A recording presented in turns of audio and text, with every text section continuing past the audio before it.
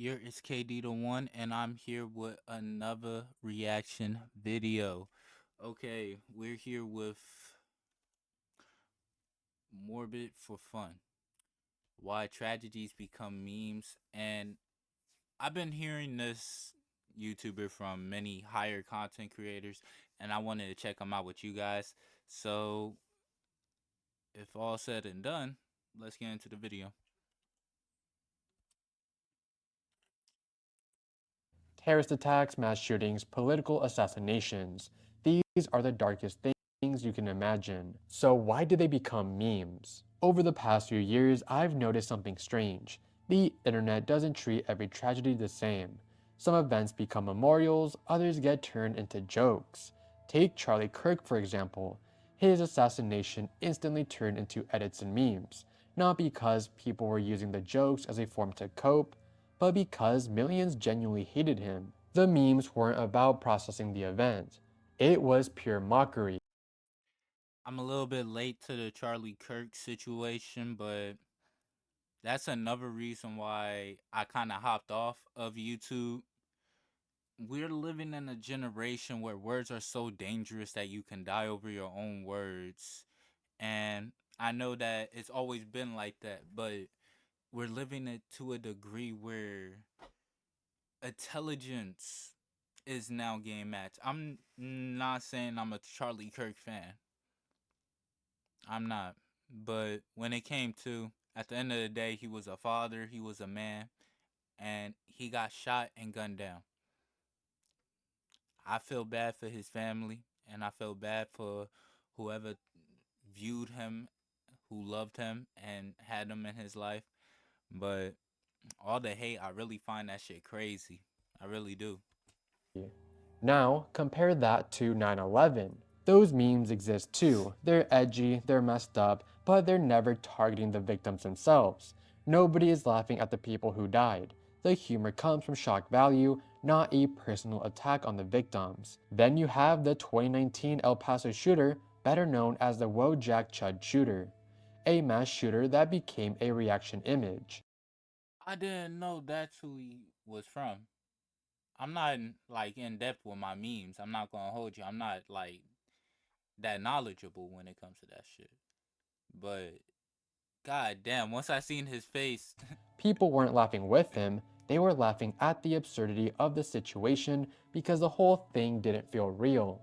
And then there's the Ocean Gate implosion, a billionaire submarine disaster that turned into edits and jokes across the internet literally within minutes. Before we get into this video, it is very important to define what dark humor is. Dark humor is basically the internet's way of dealing with things that are too heavy or uncomfortable to process directly. People joke about tragedies for a mix of reasons: shock value, coping, desensitization, quick online attention, or just pure hatred. For some, it creates emotional distance from something horrifying. For others, it's about feeling edgy or part of a subculture that laughs at taboo stuff. And with how fast memes spread, once a tragic moment becomes a format people keep making memes of until the original context fades. It doesn't mean everyone supports the joke, it just shows how the internet reacts to things it doesn't know how to handle. For this first entry, let's talk about something that happened recently, and that's no other than the Charlie Kirk assassination. On September 10th, 2025 at Utah Valley University, conservative activist Charlie Kirk was shot in the neck at 12:23 p.m., right in the middle of a debate about gun violence. He was officially pronounced dead around 2:40 p.m. The main suspect is Tyler Robinson. Kirk had been speaking under a tent at the center of campus, taking questions from students during the opening stop of his American Comeback tour. As he responded to a question about mass shootings, a single round from a rifle struck him in the left side of his neck. Investigators I seen parts of the video. Again, I don't understand the hate because at the end of the day, after what he has said, what the internet has put in his mouth, I have seen some of his clips. I've seen some of his debates, and the fact that people push this much of a Reddit of hate towards this one man, it really just surprised me. It really does.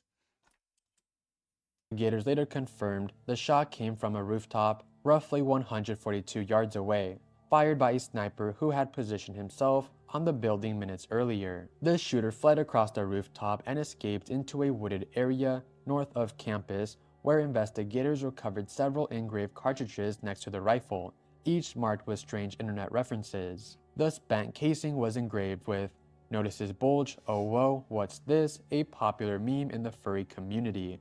3 unfired rounds were found as well. One read, "Hey fascist catch, up right down down down," a reference to the game Helldivers 2 that calls it an airstrike.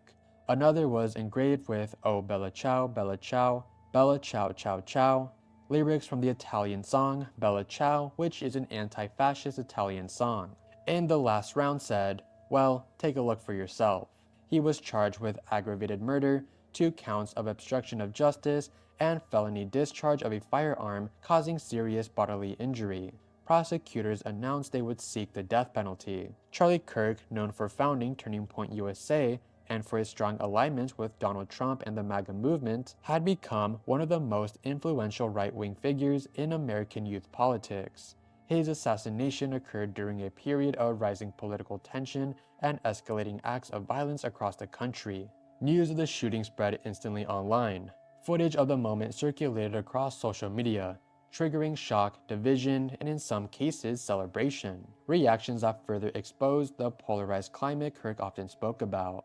National leaders condemned the killing, while others blamed opposing political groups long before a motive was confirmed. Shortly after his death, people started to mock him. Thousands, if not millions, went on social media to celebrate his death. One of the earliest Charlie Kirk memes appeared in early October, where his face was swapped onto the iconic Anthony Mackie smiling photo with the caption, "Son." The image spread quickly and became one of the first viral edits following his death. Following this, we got AI videos of Charlie Kirk, such as the infamous Kirkification trend, where his face was plastered onto rappers, other memes, and random people. On Halloween, people even dressed up as Charlie Kirk, wearing the same Freedom shirt with a bloodstain. Out of all the tragedies that turned into memes, Charlie Kirk becoming a meme wasn't a way to cope with his death. It was a way to mock him. As many people loved him, he had just as many haters. On August 3rd, 2019, at a Walmart in El Paso, Texas, a mass shooting took place that became one of the deadliest attacks on Latinos in modern American history. At 10:38 a.m., 21-year-old Patrick Wood Crusius opened fire with a semi-automatic rifle, killing 23 people and injuring 22 more. He walked into the store after posting a manifesto online, targeting Hispanic people and echoing far-right extremist beliefs centered around anti-immigrant and white supremacist conspiracy theories. The attack lasted only a few minutes, but the damage was catastrophic. Patrick had arrived earlier that morning after driving hundreds of miles from his home in Allen, Texas. He walked through the store to scout the location, returned to his car to gear up, and then began shooting in the parking lot before moving inside. Once in the building, he continued firing at shoppers, families, and employees, attacking people in aisles, checkout lanes, and even a bank area inside the store. He fired close to 90 rounds before fleeing back towards the parking lot. Shortly after leaving the scene, Patrick surrendered without resistance. He stopped his car, stepped out with his hands up, and told law enforcement officers that he was the shooter. He was arrested on the spot and later charged with capital murder and dozens of federal hate crime and firearms offenses. Over the following years, he pled guilty to 90 federal counts related to the attack and was sentenced to 90 consecutive life sentences, with additional life sentences added at the state level. The aftermath of the shooting left El Paso devastated. Vigils, memorials, and tributes poured in from across the United I ain't know about this. I don't know if I was too young or just out, but really, I feel heartbroken hearing something like this. This reminds me of the college rating by the one shooter. I really felt bad hearing that because seeing him in the same setup, it it's fucked up to see people like this, and a lot of them have their own trauma that is unprecedented. I really feel bad. I would love to know what makes a person do something like this. United States and Mexico, as the majority of victims were Hispanic and many were Mexican nationals. The event intensified conversations about extremism, online radicalization, and the growing wave of white supremacist violence. It also led to widespread condemnation from leaders, communities, and advocacy groups as El Paso mourned one of the darkest days in its history. This is a tragedy. So, what meme followed this? For those who don't know what a Wojak is, it's one of the oldest and most recognizable faces in internet meme culture. A simple black outline drawing of a bald man with a sad blank expression. It first appeared on Polish and German image boards in the late 2000s before spreading to 4chan, where it evolved into endless variations used to express insecurity, frustration, or ironically shared emotions. After the El Paso shooting, one of those variations became Chudjak, originally appeared on left-wing boards like BunkerChan in 2020. Chudjak was drawn as a caricature of the El Paso shooter Patrick and quickly turned into a way to mock far-right extremists and the type of users associated with 4chan's pull board. The character spread during raids and meme wars between communities, eventually becoming one of the most recognizable political Wojak edits online. On June 18, 2023, the Titan submersible operated by the tourism company OceanGate imploded during a dive to the wreck of the Titanic in the North Atlantic.